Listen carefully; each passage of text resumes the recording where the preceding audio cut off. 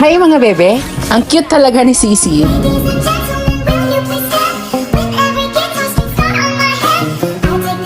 By the way, napakontent na naman ako ngayon dahil nga may panibagong feature ang practice mode. At mas may advantage ako ngayon dito dahil sa paggawa ng transition. Dito pwede mong palitan ng kalaban mo. Punta lang tayo sa enemy heroes, then tap mo itong switch hero. At pipili ka kung anong hero ang gusto mong ipalit sa kalaban mo. Pinili ko si Sisi at yun si Zilong naging Sisi. And now naman gusto kong palitan yung aking hero. Doon tayo sa allied hero, then press switch hero. So pilik ko naman ngayon dito si Aurora. At di lang pala hero ang pwedeng palitan dito, kundi battle spell din. So naka-flicker to kaya palitan natin ng flame shot.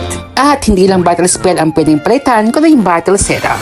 At yun, naging Aurora na nga yung hero ko. Maganda ito ngayon sa practice mode para di ka na pabalik-balik mag-out para magpalit ka ng hero. At dito ngayon si Vexana ay pinalitan ko naman ngayon ng Odette. At dito, no CD na talaga siya. Kasi yung dati, yung recent version ngayon, kahit no CD na, meron pa rin siyang countdown. Ngayon dito sa bago, as in 0 na nga. Pwede ka na mag-spam ng skills dito. Unlimited skills, ika nga. Parang galit na galit sa Aurora, napasabog ng skills. Tapos yung first skill niya. Akala mo ba naman kung ano, walang tigil yung bagsak.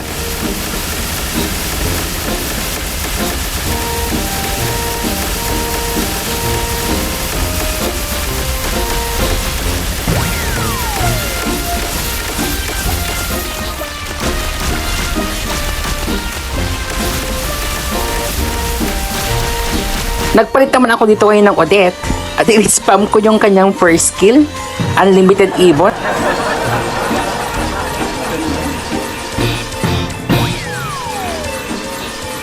At walang sawang pagsayaw-sayaw ni Odette. Nakakatuwa lang, unlimited yung skills. Pati yung spell, unlimited din. Kaya itodo natin ang flicker ni Odette.